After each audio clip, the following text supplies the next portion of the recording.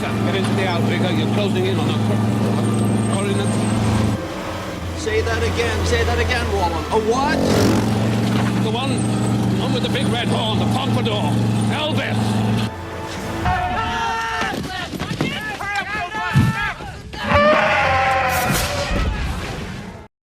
Hey everyone, this is my review of the Jurassic World Parasaurolophus from the Dino Rivals line.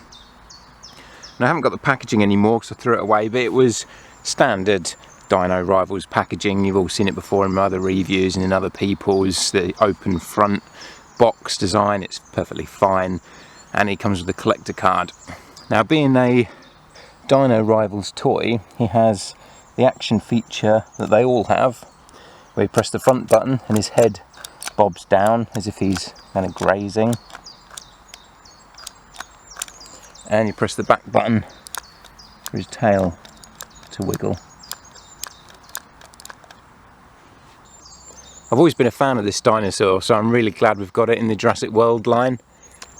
It's kind of a yellow colour scheme with red highlights around the head there, almost a bit orange. The eye on my one is slightly wonky. It's printed down a bit further than it should be, but it's not too bad. Not as bad as some have been, but once again, not being able to get these in store very easily in the UK, at least initially. I had to get it online. He's got the brown crest there on his head, and these brown stripes going down his body, and more brown stripes here. And it's an interesting design because, as I'll show you in a minute, it's very similar to the Lost World Parasaurolophus.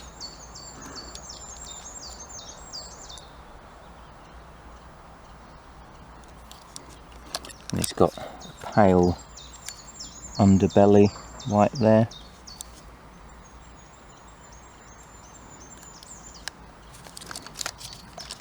Look at the other side, his nails painted there.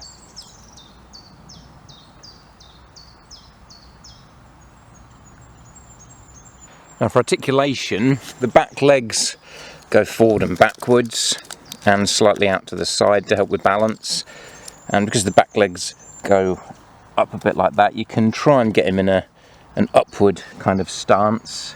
He holds it reasonably well like that, but the tail gets in the way to stop him going up any further than that.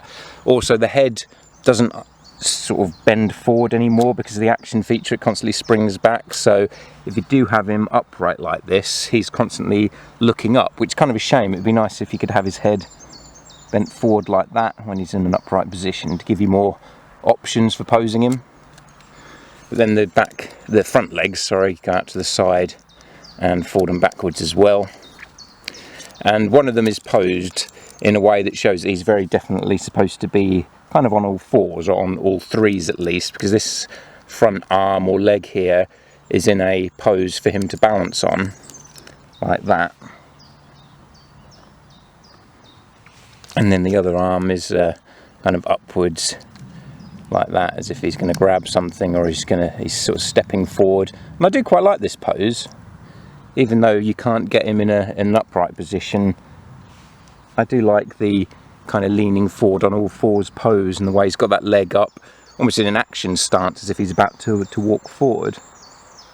And then the head does have a bit of motion there at the end of the neck, so you can have his head looking upwards more if you want to, or down a bit more like that.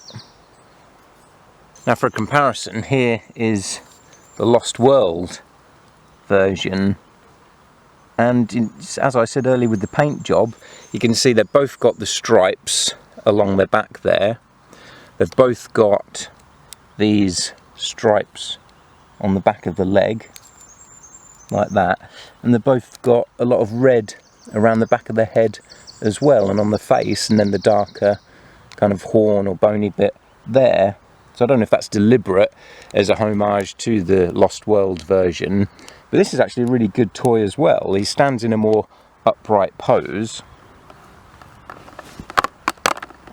like that, which actually makes them look pretty good together, because it's nice having one in one pose and one in another, so you can have that one kind of stepping forward while the old version is standing upright. And he's got a reasonable amount of articulation. The head goes from side to side, the arms go up and down, but they don't go outwards, and the legs go forward and backwards. But they're also part of an action feature. When you press the button on his back, it makes his little legs do a running motion like that.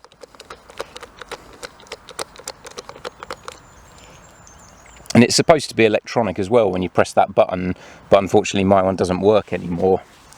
But considering this is over 20 years old, the sculpt on it is actually really good as well. There's a lot of detail sculpted into him, and I'd almost say the face looks better than the new version. I think there's more detail on the older one's face than on the new one. The new one's got a sort of softer sculpt for some reason, and I mean that's not the same with all the dinosaurs. Most of them have a lot of detail, a lot of fine detail, but I found the sculpt on this one is just a bit softer for some reason, and especially on the face when you compare it to the Lost World version.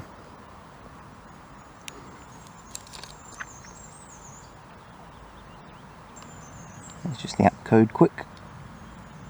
So that's just a quick look at the Jurassic World and the Lost World Parasaurolophus toys. They're both definitely worth picking up if you can find the old one on eBay. I do think they complement each other pretty well. You can get some nice poses. It's nice having more than just one of each species, but at the same time I don't want just the same toy over and over again. So it's nice having ones that are in different poses or have slightly different paint jobs as well.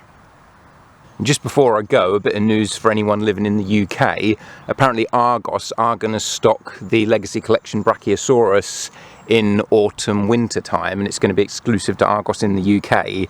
It's going to be about £50, which isn't too bad, I don't think, considering the size of it. That's around about the same price as the big Indominus and T-Rex that we've had that are electronic, so I'm happy with that. And it's nice to know that it's going to be out in the UK, because I was dreading how much I'd have to pay on shipping to get it from America, and Smiths don't seem to be stocking the Legacy stuff anymore in the UK. Well, thanks for watching everyone, and I'll catch you in the next review.